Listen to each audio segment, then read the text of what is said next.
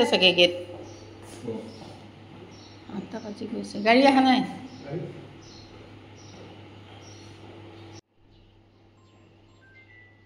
Hello everyone, welcome back to my another vlog. আজি হৈছে শনিবাৰ আৰু এতিয়া বাজি গৈছে আবেলি 4টা এয়া ৰাতিপুৱা 8টা বজাতে এওঁ ওলাইছে অফিচৰ কামত বঙাইগাঁৱলৈ বুলি গতিকে অকণমান এনেকৈ ধৰি থলো এওঁ যোৱাৰ পিছতে আকৌ দেউটো গৈছে পাঠশালালৈ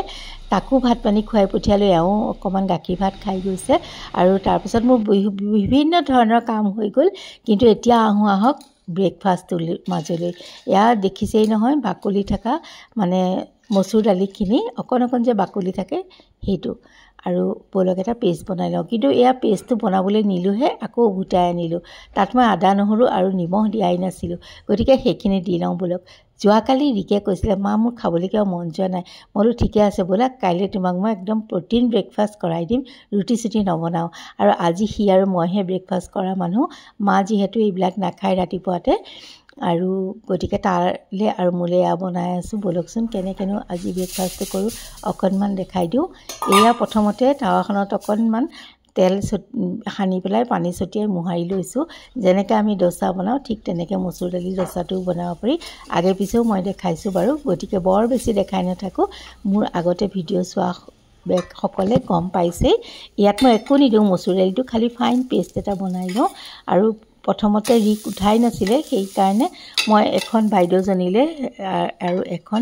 মোলে বনাই লৈছিলোঁ গোসাঁই ঘৰৰ পৰা ওলাই আহিয়ে বহুত ভোক লাগে যে তেনেকৈ দুখন বনাই লৈ তাৰপিছতে মোৰ এটা চাটনি বনাবলৈ আছে আজি কৈছোঁৱে নহয় প্ৰটিন ব্ৰেকফাষ্ট বলক আজি প্ৰটিনৰে ভৰপূৰ চাটনি এটাও বনাই লওঁ গতিকে সেইটো আপোনালোকৰ লগত শ্বেয়াৰ কৰোঁ কিন্তু তাৰ আগতে বুজিছেনে পেটটো অকণমান খাই নগ'লে শান্তি নাপাওঁ বহুত ভোক লাগে এয়া বাৰীলৈ ঢপলিয়াই গ'লোঁ ধনিয়া কেইডালমান লৈ আহিলোঁ দেখিছোঁ বিলাহী কেইটামানো পকি আছে দুটামান বিলাহী 3টা নে 4টা বিলাহী ছিঙি আনিলোঁ মইলো চালাড অকণ কৰিব পৰা যাব লগতে আৰু কেইডালমান নৰসিংহৰ পাত বেছি নহয় টাবতহে দিছে বৰ বেছিকৈ নোলায় আৰু অকণ ওলাইছেহে পাতকেইটা আৰু এয়া আহি পাই গ'লোঁ এয়া দেখিছেই নহয় কেঁচা বাদাম ৰাতিতে তিয়াই থ'ব লাগিছিল মই পিছে শোৱাৰ পৰা উঠিহে তিয়াই থ'লোঁ একো নাই কোমলি গ'ল আৰু 9টামান বজাতে ধুনীয়াকৈ কোমলি গৈছে তাতে নহৰু দিছোঁ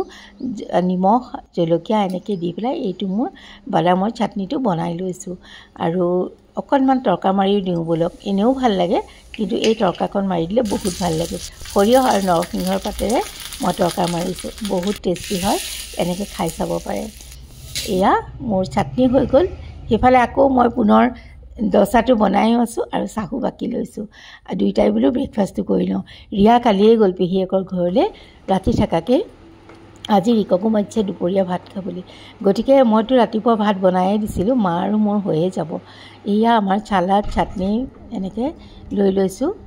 ডোচা মগু দালিৰ ডোচাটো খাবলৈ বহুত টেষ্টি হয় আপোনালোকে যদি খোৱা নাই খাই চাব আৰু বেছি ভোক লাগি নাথাকিলে এনেকৈ খাবলৈ বহুত ভাল লাগে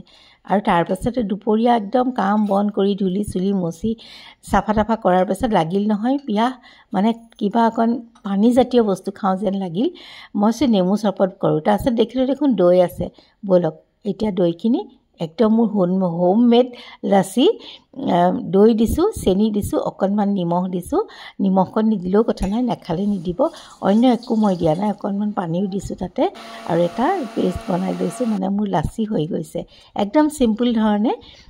বিভিন্ন ধৰণে খাব পাৰি মই কিন্তু একদম চিম্পুল ধৰণে বনাইছোঁ দেই আৰু অকণমান কিচমিচ দি দিছোঁ আপোনালোকে সেই পেষ্টটো বনাওঁতেও দিব পাৰে দৈখিনি গ্ৰাইণ্ড কৰোঁতেও দিব খাই লোৱা মা এইখিনি লাচি ৰিককো দিছোঁ দৈ আছিলে বনাই দিছোঁ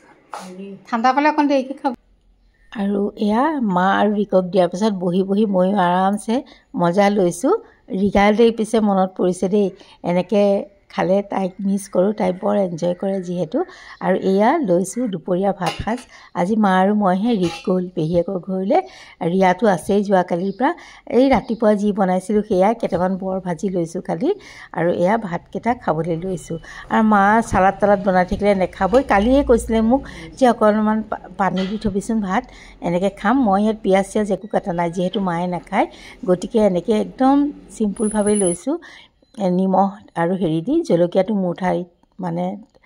পাততহে লৈছোঁ মাক দিয়া নাইকিয়া বহাগ মাহত হেনো এনেকৈ খাবই লাগে পানী দিয়া ভাত। আপোনালোকে খায়নে বাৰু জনাবচোন দেই। মা পানী ভাত খাই কেনেকুৱা লাগিছে? বহাগত খাবই লাগে ন? আৰু এইকেইদিন ব্লগবিলাক ভালকৈ দিব পৰা নাই, তথাপিতো আপোনালোকে বহুত মৰম দিছে, তাৰ বাবে বহুত বহুত ধন্যবাদ। আৰু তেন্তে আজিলৈ আহোঁ।